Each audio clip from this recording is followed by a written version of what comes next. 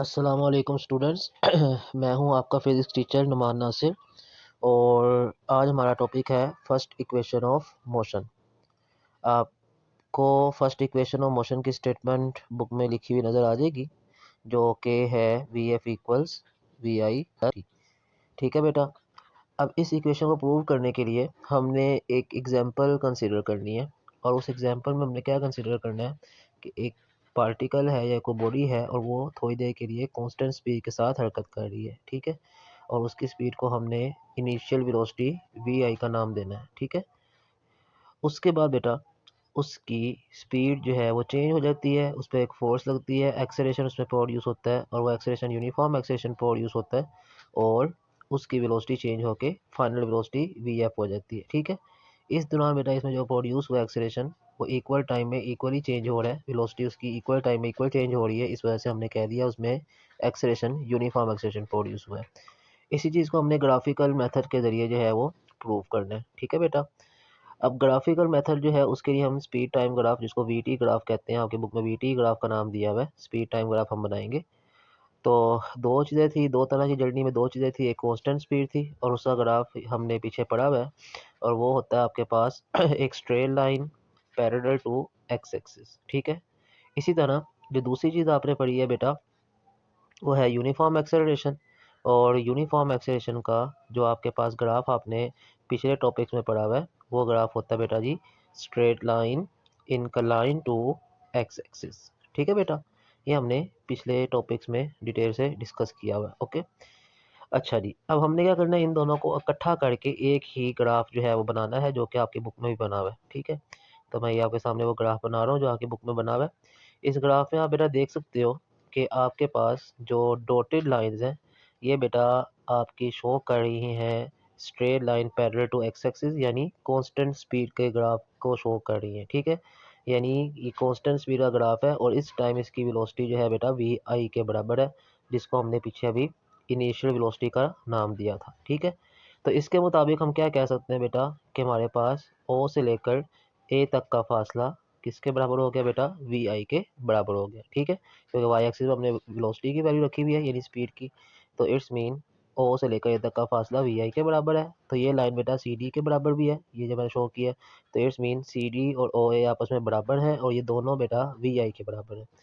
इसी तरह मेरा जो बी पॉइंट है, यहाँ पे जब आप सामने स्पीड देखो तो वहाँ पे वी एफ लिखा हुआ है, यानी इसका मतलब है बी पॉइंट पे स्पीड वी एफ के बराबर है। ठीक है।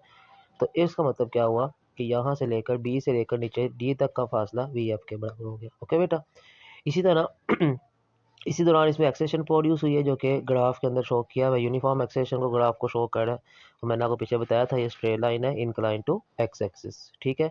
तो ये लाइन यूनिफॉर्म एक्सेशन को शो कर रही है। इसी तरह बेटा देखा जाए तो ओ से लेकर डी तक का फासला टाइम के बराबर है। ठीक है। और ये फासला बेटा अगर आप देखो तो ये ए से लेकर सी तक के फासले के बराबर है।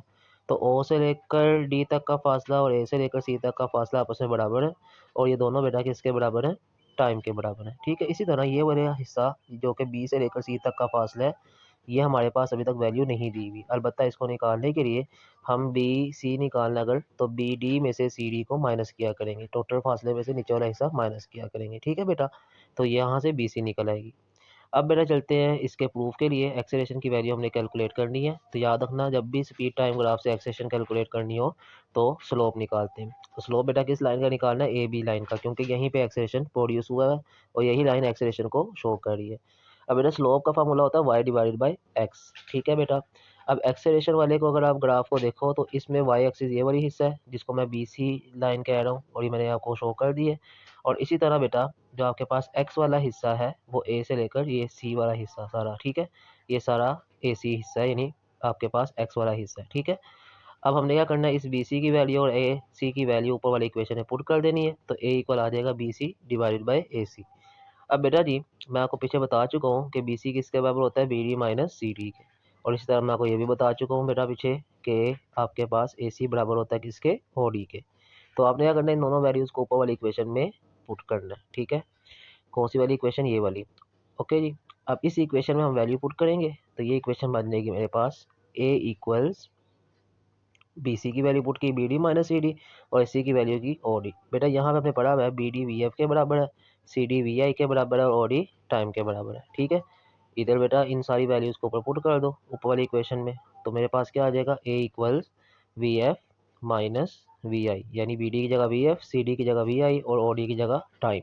टाइम इधर डिवाइड हो रहा था, जाके मल्टीप्लाई हो जाएगा ए के साथ, तो ये क्या आ जाएगा, A T equals to V F minus V I. V I इधर माइनस हो रहा है, उधर जाके बेटा क्या हो जाएगा, प्लस हो जाएगा। ठीक है बेटा, तो ये बन जाएगा V F equals to V I plus A T. Okay जी, यही चीज़ मैं आपको बुक से भी दिखा देता हूँ, बुक में मैंने स्क्रीनशॉट लिया हुआ उस चीज़ का, तो आप बुक में भी देख सकते हो बेटा, ये सारा हिस्सा आपकी बुक में प्रूव किया हुआ है। ठीक है बेटा, तो यही सारे स्टेप्स मैंने आपको समझाए हैं। उम्मीद है बेटा आपको ये वीडियो बड़ी पसंद आई होगी और ये लेक्चर आपको बिल्कुल समझ आ गया होगा। आइंदा अगर आपने इस तरह के लेक्चर सुनने हैं बेटा, तो आपने इसी चैनल को सब्सक्राइब कर लेना है। ठीक है, ओके बेटा, मिलते हैं नेक्स्ट वीडियो में। अल्लाह हाफिज़।